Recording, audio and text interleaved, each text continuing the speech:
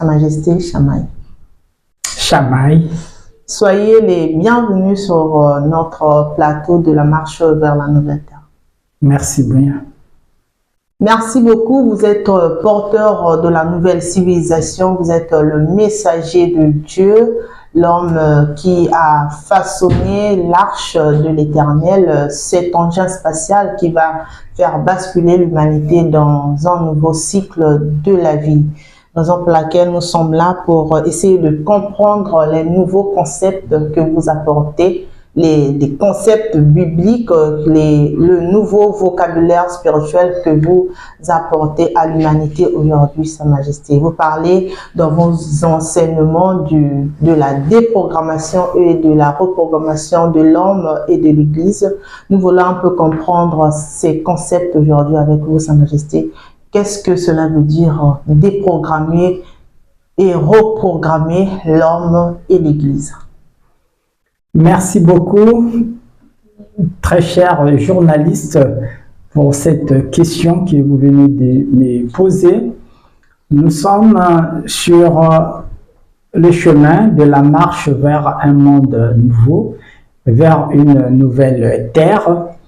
Et donc, les enseignements de la marche vers la nouvelle terre nécessitent une déprogrammation et aussi une reprogrammation.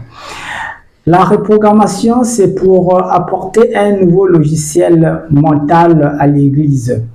Alors, pas seulement à l'Église, mais dans le domaine spirituel, nous parlerons ici des enseignements qui viendront aujourd'hui nous apporter une nouvelle conception du divin et aussi une nouvelle manière de comprendre les prophéties déclarées par des grands esprits qui sont passés sur la terre, et donc des concepts parfois qui sont restés jusqu'aujourd'hui mal compris. Nous prenons par exemple le livre mystérieux de la Genèse qui parle de l'arbre de la vie, de l'arbre de la connaissance du bien et du mal. Ce livre de la Genèse qui nous parle du serpent et aussi de la pomme, du fruit qu'avaient mangé les premières créatures de Dieu sur la terre. Donc, il y a plein de concepts comme ça que nous allons apporter la lumière. Voilà pourquoi il faut un nouveau logiciel mental pour permettre que le peuple de Dieu puisse avoir aujourd'hui une nouvelle manière de compréhension de la pensée même du Créateur. D'où je viens avec les nouveaux concepts. Je parle donc de la déprogrammation et aussi la reprogrammation de l'Église, mais aussi de l'homme. Merci beaucoup, Sa Majesté. Une nouvelle manière de comprendre la Bible, Sa Majesté. Là, vous insinuez que la manière que la Bible est expliquée aujourd'hui dans l'Église est carrément fausse. Pas carrément fausse, mais la Bible, c'est un livre initiatique. C'est le livre des initiés. Alors, aujourd'hui, il y a certains concepts qui sont restés carrément flous dans les esprits des lecteurs de la Bible. Parce qu'il y a le côté initiatique de la Bible qui n'est pas aussi expliqué, mais la plupart des cas, nous voyons, c'est comme un professeur d'histoire géo qui va apprendre à l'université l'histoire de la France, de l'Angleterre, des États-Unis. Mais quand il revient devant les élèves à l'école, il les enseigne selon ce qu'il a appris. Il peut pas aller au-delà de ce qu'il est parti apprendre à l'école. Alors donc, c'est un peu comme aujourd'hui, nous voyons beaucoup de lecteurs de la Bible, ceux qui lisent la Bible et qui expliquent les mots français de la Bible. Mais les profondeurs, la pensée du Créateur, l'inspirateur de cette pensée, Dieu étant esprit, il parle selon sa grandeur d'esprit. Alors donc, pour aller dans le cerveau du divin, comprendre les profondeurs de ce qu'il pense, ce n'est pas donné à n'importe qui. Voilà pourquoi les initiés viennent. Les initiés viennent pour expliquer les codes, les nœuds qui sont cachés, le côté codé. Donc, et pour ce faire, il faut avoir donc la sagesse du ciel, il faut la sagesse divine. D'où nous venons aujourd'hui pour toutefois amener l'homme vers le plan de cette rédemption des âmes pour comprendre la pensée profonde du Créateur. Donc, nous allons expliquer certains concepts qui sont restés flous dans les esprits de plusieurs. Partant, quand nous prenons le livre de la Bible, on va commencer avec la Genèse certainement pour expliquer des concepts que l'Église avait mal déjà expliqués. Merci beaucoup, Sa Majesté. Et là, nous allons faire intervenir la révélation, je pense, parce que la Bible aujourd'hui est expliquée par des mots et non par la révélation. Sa Majesté, éclairez-nous un peu sur ce point. Bien, la Bible est expliquée par des mots et non par la révélation. Et non par révélation. Bon, aujourd'hui, nous allons prendre un plus petit exemple à la création.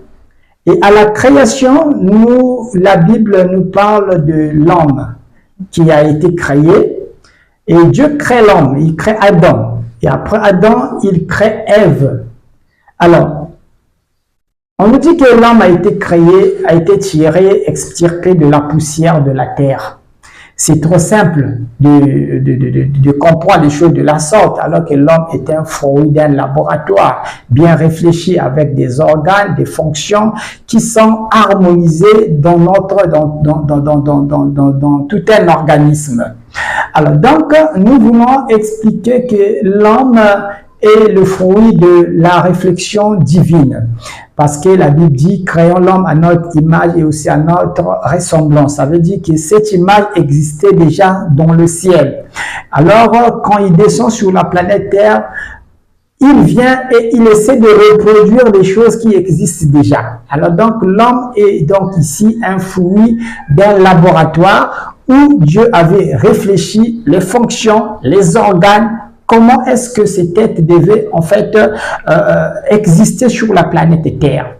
Alors, donc ça déjà, ça peut venir encore éclairer les humains pour comprendre que c'est pas de façon magique que l'homme a été créé, mais c'est le fruit d'une réflexion, d'une intelligence, d'une très grande même intelligence, si on peut le dire.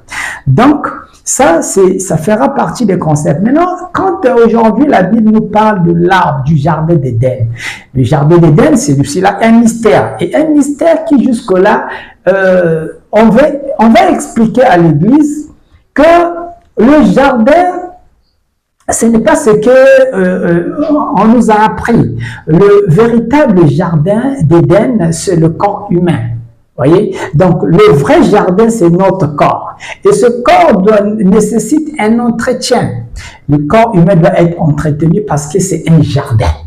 Le jardin, ce n'est pas un jardin physique, mais un jardin spirituel qui nécessite un grand entretien. Et pour l'entretenir, il faut des ouvriers, des jardiniers. Et d'où ces ouvriers sont des esprits qui descendent du ciel, que le ciel envoie. Parmi tant d'autres, nous allons voir, il y a aujourd'hui on parle par exemple des pasteurs, on parle des diacres, des maîtres spirituels, des prophètes, toute une hiérarchie céleste qui descend pour venir apporter la lumière et aménager le jardin intérieur de chaque être humain. D'où il nous apporte des enseignements. Aujourd'hui, nous avons les enseignements de la marche vers la nouvelle terre, et puisque c'est le nouveau monde qui arrive, et ce nouveau monde nous amène aussi à comprendre de nouveaux concepts spirituels. Alors donc, quand nous parlons du jardin, dans le jardin, il y a des mystères. Il y a des mystères, la Bible parle de l'arbre, l'arbre de la vie. Et l'arbre de la vie, c'est aussi là un mystère, mais qui est prêché de façon naturelle dans l'Église. Il y a aussi le mystère du serpent qui fait son apparition dans la Bible. Mais que veut dire le serpent? Vous voyez, le livre de la Genèse parle même d'un serpent qui était en train de parler. Est-ce qu'en temps normal, un serpent peut parler? Est-ce que le serpent peut marcher debout, peut rester debout? Alors donc, tout ça, c'est des concepts qui doivent être expliqués. Alors donc, on va partir pas à pas pour essayer d'éclairer l'humanité et que les humains comprennent que nous avons aujourd'hui la véritable lumière, la sagesse du ciel et la connaissance du ciel qui est en train d'éclairer maintenant le peuple de l'humanité tout entière dans la marche vers un monde nouveau.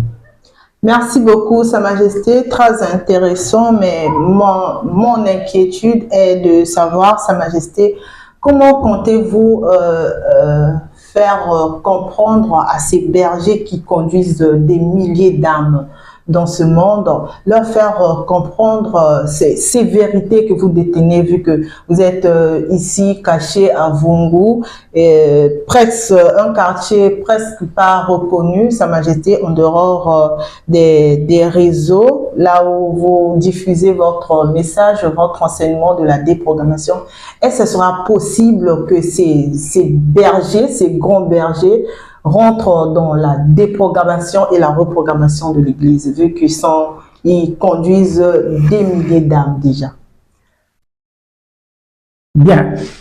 Ici, la question, ce n'est pas d'abord de chercher que les bergers puissent accepter les enseignements parce qu'il y a le leadership qui existe.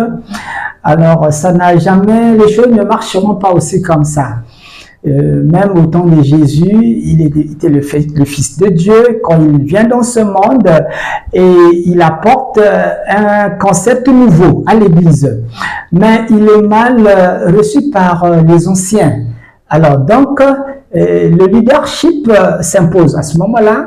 Donc, personne ne peut accepter aller vers abandonner ses brebis ou encore abandonner toutes ses activités pour aller être encore peut-être un adepte quelque part. Donc, même au temps de Noé, je prends juste des petits exemples comme ça pour essayer de faire comprendre l'humanité que les choses ne marcheront jamais comme ça. Au temps de Noé, il y avait aussi plein de serviteurs de Dieu. Il n'était pas le seul serviteur de Dieu sur toute la planète Terre. Mais quand vous voyez, vous lisez l'histoire biblique sur Noé, alors aucun homme de Dieu n'avait accepté le message de Noé. On vous citera aucun nom d'un homme de Dieu, d'un prophète de cette époque qui était aussi épargné du déluge du temps de Noé. Donc, c'est un côté un peu plus complexe. Mais aujourd'hui, nous parlons d'un peuple. Il y a un peuple prédestiné. Quand le nouveau message arrive, il y a un peuple qui est prédestiné, qui détient dans leur ADN des informations du nouveau.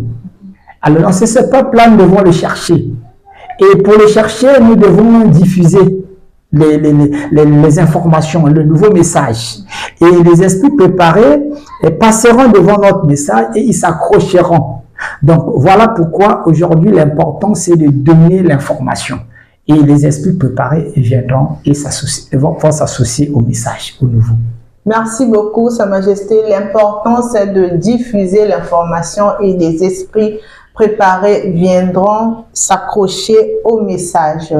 Sa Majesté, nous vous avons compris. Nous allons essayer un peu de comprendre, de creuser un peu beaucoup plus.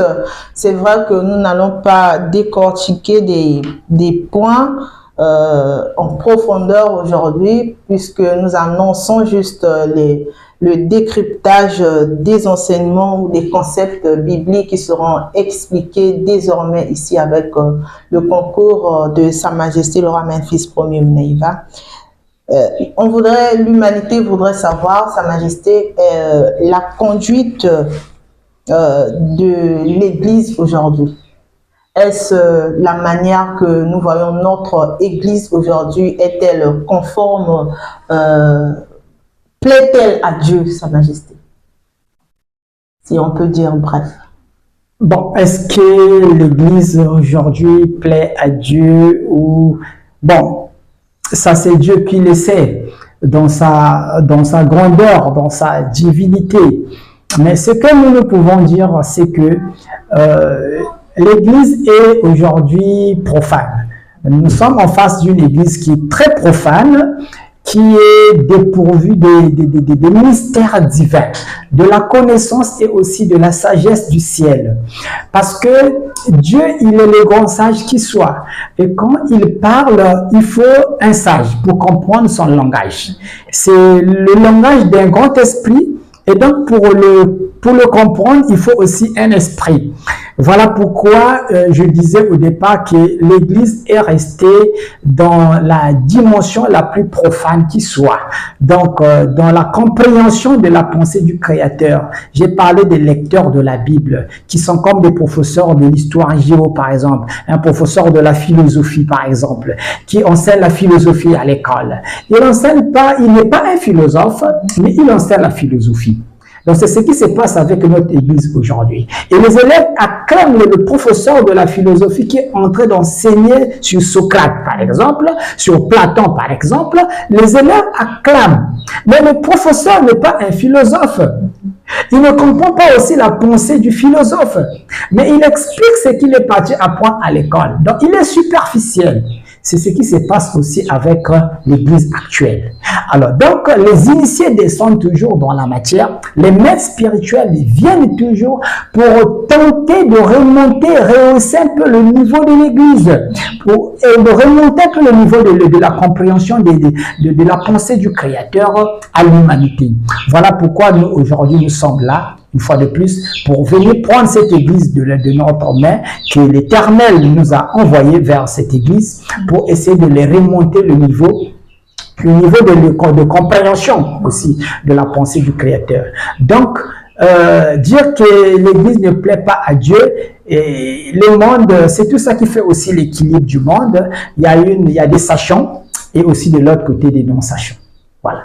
Merci beaucoup, Sa Majesté. Remonter le niveau de compréhension de l'Église, voilà l'une des missions de Sa Majesté le roi Memphis Ier Unaïva.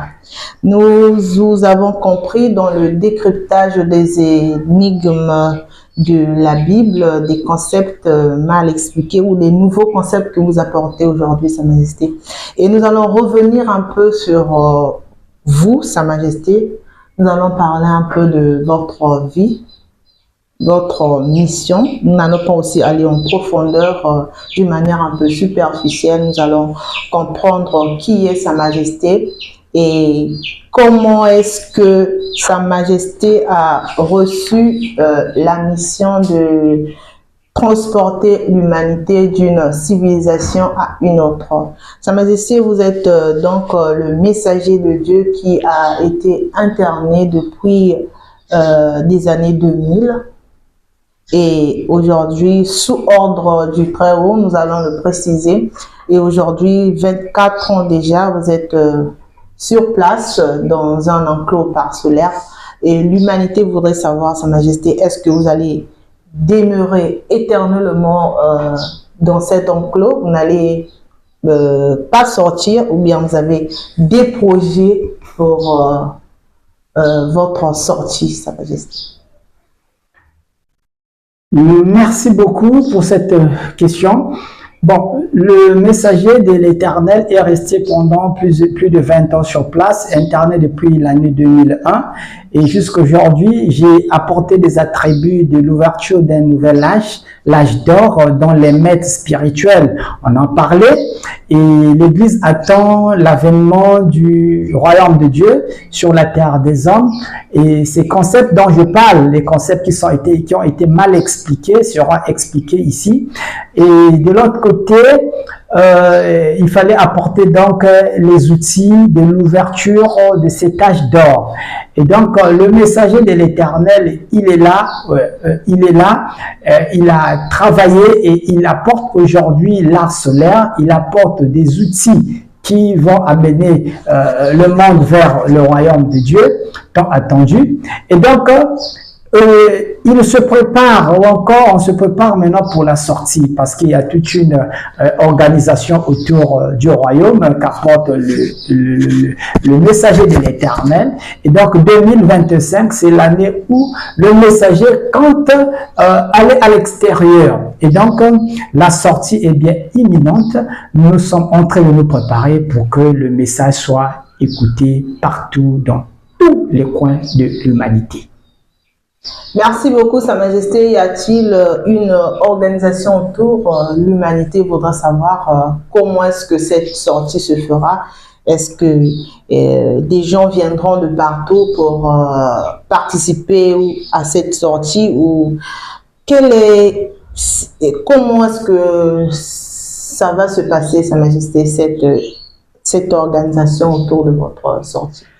Bien, je le dirai pas moi, peut-être l'équipe de la communication de la fraternité sera la mieux placée pour venir parler de comment est-ce que cette organisation se fera, mais le messager ici vous dit seulement que le temps est arrivé, son mandat est arrivé à terme de rester immobilisé pendant plusieurs années, et aujourd'hui il doit aller et voir le monde extérieur et apporter ce grand message que l'Éternel a confié et que l'humanité tout entière puisse recevoir cette lumière qu'il apporte aujourd'hui.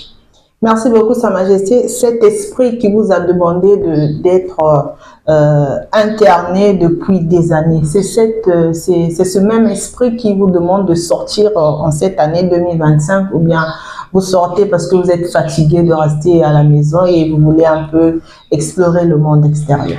J'ai fait plus de 20 ans à la maison sur place. Un humain ordinaire ne le fera jamais. Et de sa propre volonté ne le fera jamais. Donc tout ce que je fais est volonté divine. Merci beaucoup, Sa Majesté. Tout ce que je fais est volonté divine, ça l'a dit Sa Majesté. Donc nous nous préparons à écouter l'équipe de la communication qui va nous apporter des plus amples informations concernant la sortie de Sa Majesté le roi Memphis Ier Unaiva.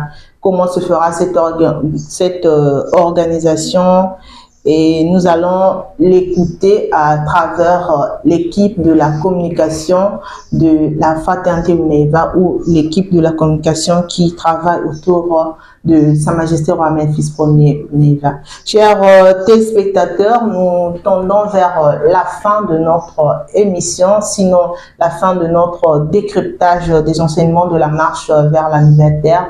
Nous allons donner encore une fois de plus la parole à Sa Majesté pour son mot de fin ou son mot de conclusion. Merci beaucoup. Dieu bénisse tous ces enfants qui écouteront cette voix de l'arche qui parle en vous.